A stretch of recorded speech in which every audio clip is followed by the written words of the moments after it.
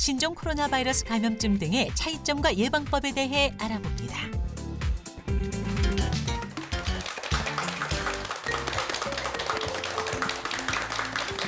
네, 여러분 안녕하세요. 37년 전통의 믿고 보는 무엇이든 물어보세요입니다. 올겨울 정말 특히나 겨울철 건강에 비상이 걸렸습니다. 감기에 독감에 폐렴에 요새는 신종 코로나 바이러스까지 확산하면서 많은 분들이 걱정하고 계신데요. 그래서 요즘은 미세먼지가 없는 날도 이런 호흡기 질환 걱정 때문에 마스크 착용하는 것이 거의 필수가 아닌 필수가 돼버린 것 같아요. 네, 그렇습니다.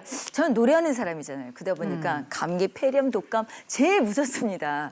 특히나 이렇게 직업인 만큼 많이 사람들이 모이는 장소에 가서 노래를 하지 않습니까? 그러니까요. 참 심히 걱정됩니다. 그런데 요즘에 공연 일정이 하나하나 캔슬되고 있어요. 이거 걱정을 해야 되는 건지 속상해야 되는 건지 참 다행이라고 해야 될지 고민입니다. 정말 많이들 그러니까요. 걱정하시죠. 요즘에 네. 독감에 감기에 폐렴에 신종 코로나 바이러스까지 유행을 하면서 굉장히 많은 분들이 걱정하고 네. 계시는데요.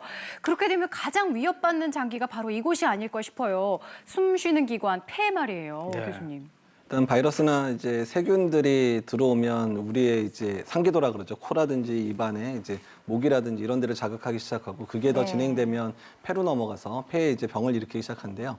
폐가 이제 중요한 이유는 뭐냐면 여러 가지 세균이나 이런 이제 바이러스가 들어오면 처음에 이제 필터를 하는 역할들을 해서 일단 거기서 제일 전방으로 막아내는데 이제 폐가 그걸 못 견뎌내면 이제 폐렴이 생겨서 힘들어지는 부분이고 더 중요한 거는 산소를 공급하는 기관이고 또 이산화탄소를 내보내는 기관입니다. 그래서 우리가 이게 숨쉬고 편히 산다는 표현을 할 정도로 얘기할 수 있는 그런 폐이기 때문에 폐에 만약에 어떤 병이 생긴다면 상당히 고통받을 수 있기 때문에 폐 건강에 대해서는 상당히 저희들이 고민하고 또 조심해야 될 것 같습니다. 네, 정말 하루에 잠을 자나 밥을 먹으나 24시간 숨을 안 쉬는 순간이 없으니까 그쵸. 폐가 나빠지면 삶의 질이 떨어질 수밖에 없겠구나 이런 생각은 할 수 있는데 저는 그런 질환으로 폐암이 가장 무서운 줄 알았는데 폐렴도 만만치 않게 무서운 병이라면서요? 예, 그렇습니다. 사실 폐렴 사망률이 급속히 증가해서 네. 3년 전에 드디어 4위까지 올라왔는데 또 최근에 3위까지 올라가는 거거든요. 2018년도 사망 원인을 통계를 살펴보면은 폐렴의 사망률이 3위로 올라섰고요. 비교를 해보면 우리가 사망률이 매우 높다고 알려져 있는 폐암의 경우 인구 10만 명당 약 35명 사망하는데 폐렴은 인구 10만 명당 45명이 사망합니다. 네, 거기에다가 사실 최근에 신종 코로나 바이러스 감염증이나 또 신종 플루나 여러 가지 새로운 감염병이 많이 나오다 보니까 앞으로 이 문제는 점점 더 심각해질 것으로 봅니다. 네, 그러니까요. 아직 겨울이 채 가지 않은 데다가 미세먼지도 있죠. 게다가 바이러스까지 유행을 하면서 그야말로 우리의 폐가 지금 위협을 받고 있는데요. 네. 오늘은 우리의 폐를 위협하는 질환, 감기, 독감, 폐렴, 그리고 신종 코로나 바이러스 감염증까지 모두 모아서 정리해드립니다. 언제나처럼 방송 보시다 궁금한 점 있으시면 문자나 티벗으로 문의 주세요. 그럼 본격적으로 우리의 폐 건강을 위협하는 질환 중에 폐렴부터 짚어보도록 할 텐데요. 폐렴하면 저는 그냥 폐에 염증이 생긴 거다. 단순히 이렇게 생각했었는데 폐렴 때문에 자리 보존하시고 심지어 목숨을 잃으시는 어르신들 얘기 들어보니까 이게 단순히 그런 병은 아닌 것 같습니다. 폐렴이라는 게 정확히 어떤 병인지 교수님 설명을 좀 부탁드릴게요. 폐렴은 폐에 바이러스나 세균 같은 것들이 감염이 돼서 그것 때문에 염증이 생기는 겁니다.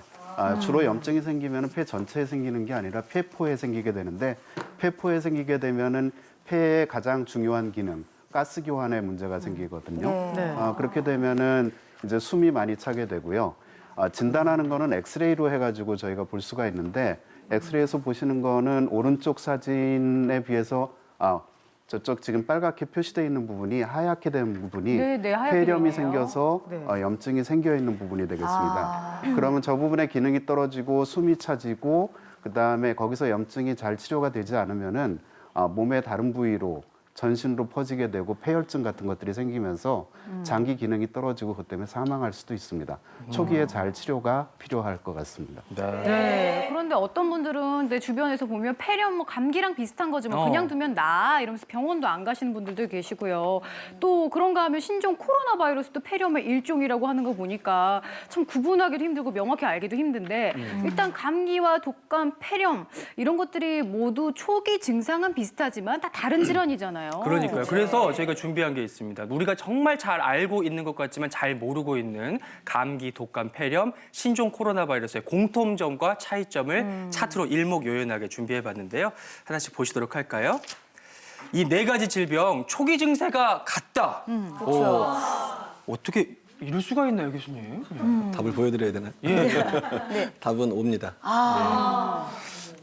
이제 모든 호흡기 바이러스들은 대부분 이제 비슷한 감염 경로를 띌 뿐 아니라 초기 증상이 상당히 비슷합니다. 다만 경중의 차이는 있을 수는 있지만 어떻든 초기에 이제 뭐 기침을 한다든지 아니면 목이 좀 아픈다든지 콧물 난다든지 이런 증상들과 함께 이제 열이 나는 수준. 열이 나긴 하는데 또 바이러스마다 어떤 거는 초기에는 열이 별로 안 나다가 좀 뒤늦게 많이 나는 병도 있고 초기부터 아주 고열이 나는 바이러스의 차이는 있긴 있지만 어쨌든 네 가지 병들이 이런 말씀드린 병들이 다 똑같은 증상이고요.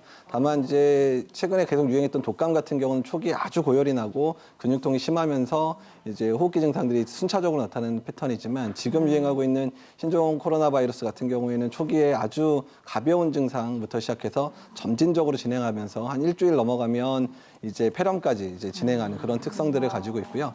이제 폐렴 같은 경우는 이제 폐렴 자체가 그냥 바로 폐렴이 오는 경우도 있고 아니면 우리가 알고 있는 이제 인플루엔자라든지 아니면 뭐 이런 신종 코로나 바이러스라든지 이런 바이러스병에 걸리고 난 다음에 바이러스가 이미 폐를 한번 공격해서 폐를 약하게 하고 나면 우리의 면역도 떨어지고 폐도 약해지기 때문에 세균성 폐렴은 2차적으로 발생하는 경우도 상당히 많습니다. 그래서 그러니까 오히려 이제 바이러스 감염 이후에 바이러스 감염 낫고 있다가 다시 증상이 악화되면 우리가 그럴 땐 폐렴을 또 한번 고민하고 의심을 해야 되기도 합니다. 근데 이렇게 증세가 비슷비슷하면 어떤 걸로 이렇게 구별을 해야 될까요, 교수님? 예. 사실 구분이 무척 어렵죠. 그래서 화면을 보고 몇 가지 구분 포인트를 다시 한번 말씀을 드리도록 하겠습니다. 우선 감기는 기침, 콧물, 발열, 인후통 등이 나타나지만 사실 일주일 내에 대부분 좋아지는 경우가 많고요. 독감도 비슷한 증상이 나오지만 독감의 경우는 근육통, 몸살 기운에다가 38도를 넘는 고열이 나오는 경우가 많습니다. 네. 그리고 폐렴의 경우는 일단 지속 기간이 2주가 넘는 경우가 많고요. 그러니까 감기 증세처럼 보이더라도 2주가 넘으면서 숨이 차고 가슴이 아프고 가래가 지나면서 색깔이 농의 색깔이 나고 그다음에 기침을 많이 하는 경우고요. 그다음에 최근 유행하는 신종 코로나 바이러스 같은 경우는 일주일 이상 지난 다음에 갑자기 심해지는 경우. 거기다가 되게 시간이 지나면서 감기 증상에서 더 심해져서 호흡곤란이 와요. 그리고 특히 그 우한이나 중국 지역을 다녀온 경험이 최근에 있다던가 또는 확진자와 접촉했다면은 꼭 의심해 볼 필요가 있겠습니다. 이 네 가지 질환이 모두 초기 증상은 비슷할지라도 이제 발전 양상이 달라지는 모두 다른 질환이라는 거 알아두셨으면 좋겠고요. 그런데 이제 초기 증세가 비슷하다 보니까 이런 오해도 생기는 것 같아요. 두 번째, 감기나 독감이 심해지면 폐렴이 된다. 김석찬 교수님, O일까요, 네. X일까요? 감기가 폐렴이 된다는 X라고 얘기하면 될 것 같고요.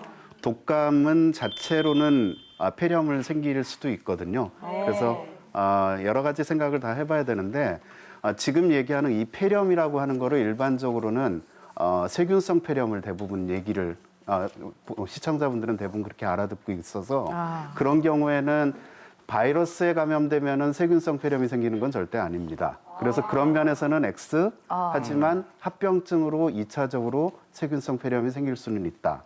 그다음에 감기는 아니지만 독감이나 코로나 바이러스 같은 경우에는 처음부터도 증상으로 폐렴이 생길 수는 있습니다.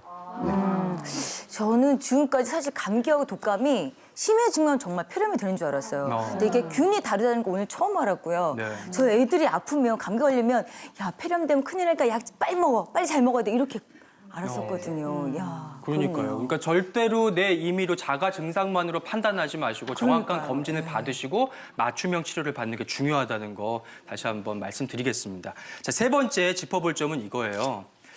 감기, 독감, 신종 코로나 바이러스 감염증 이런 질병이 있다면 더 위험하다. 어떤 질병이 있으면 더 위험할까요, 강 교수님? 예, 사실 네 가지 질환이 다 공통점이긴 한데요. 사실 폐에 생길 수 있는 병이니까 폐에 질환이 있거나 또는 면역력이 떨어질 수 있는 어떤 기저질환이 있는 경우에 더 위험하다고 말할 수가 있습니다. 화면을 보고 설명을 좀 드리면요. 우선 그 면역력이 떨어진 사람들은 아무래도 이 감염이 더 심해지고 걸리기가 쉽게 되고요. 또 담배를 10년 이상 피우신 분은 아무래도 폐가 좋지 않겠죠. 그렇죠. 예. 손목 기능도 떨어지기 때문에 고위험군이 되고 기타, 천식이라든가 만성 폐쇄성 폐질환 또는 기관지 확장증처럼 기존에 폐질환이 있는 사람들 그 이외에도 병을 이겨내는 힘이 떨어져 있는 만성 질환들, 간질환이나 신장 질환 또는 심장병이 있는 분들하고요. 또 당뇨병이 있는 분들은 연구 결과에 따르면 이 3배 이상 질병 위험이 높아진다고 하거든요. 그래서 이런 분들은 특히 더 주의를 할 필요가 있겠습니다. 폐 관리